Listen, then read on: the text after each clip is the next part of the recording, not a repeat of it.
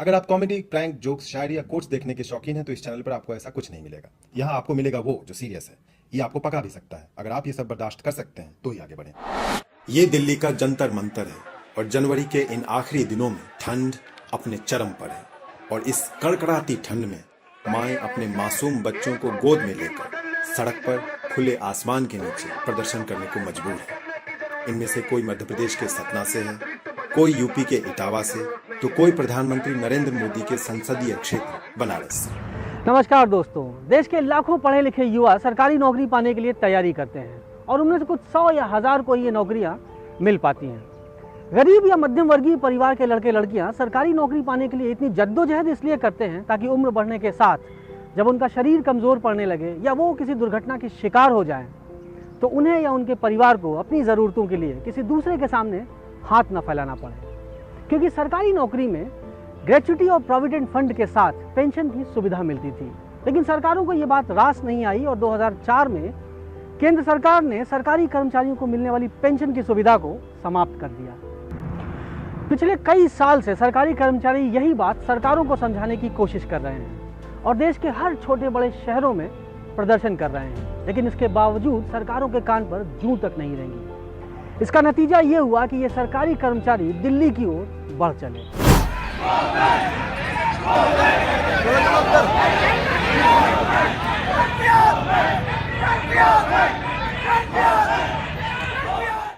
हाड़ कपा देने वाली ठंड के बावजूद सरकारी कर्मचारी दिल्ली के जंतर मंतर पर लगातार 5 दिन तक क्रमिक अनशन करते रहे ताकि सरकार उनकी पीड़ा को समझ सके और पुरानी पेंशन को बहाल कर दे।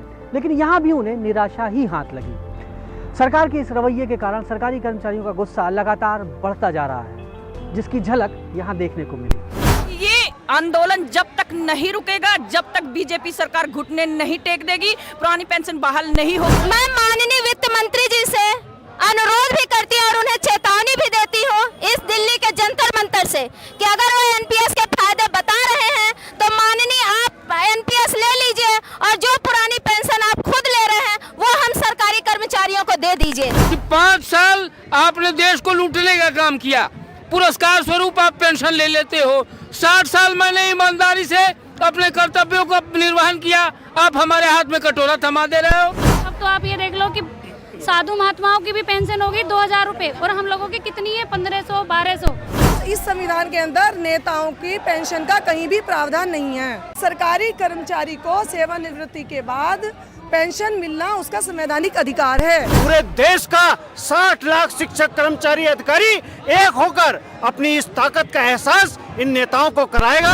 प्रधानमंत्री जी को यह बताना चाहते हैं कि अगर आपको 2019 में वापसी करना है तो पुरानी पेंशन हम लोगों को दे दीजिए, क्योंकि आप हमारे काशी से सांसद हैं, वहाँ भी वादा किए थे, यहाँ भी कर्मचारियों से आप वादा किए हैं। इस गवर्नमेंट ने हम महिलाओं को घर से बाहर निकल कर सड़कों पे बैठा दिया। छोटे छोटे बच्चों को लेकर आई हैं, इस कड़ाके की ठंड में सड़कों पे बैठी हुई हैं। पुरानी पेंशन जिंदाबाद, जिंदाबाद, जिंदाबाद। पुरानी पेंशन जिंदाबाद, जिंदाबाद, जिंदाबाद। एना माफिया जिंदाबाद, जिंदाबाद। भारत में लगभग 1.5 करोड़ लोग सरकारी नौकरी करते हैं और उनमें से 60 लाख सरकारी कर्मचारी ऐसे हैं जिन्होंने 2004 या उसके बाद नौकरी ज्वाइन की है। ये सारे लोग ओल्ड पेंशन स्कीम से बाहर कर दिए गए हैं। जैसे जैसे इन सरकारी कर्मचारियों की उम्र बढ़ती जा रही है, इनका गुस्सा भी बढ़ता जा रहा है। सोचिए कि सड़क पर आने को मजबूर कर दिए गए इन 60 लाख सरकारी कर्मचारियों के सब्र का बांध अगर किसी दिन टूट गया तो नुकसान किसका होगा। नमस्कार।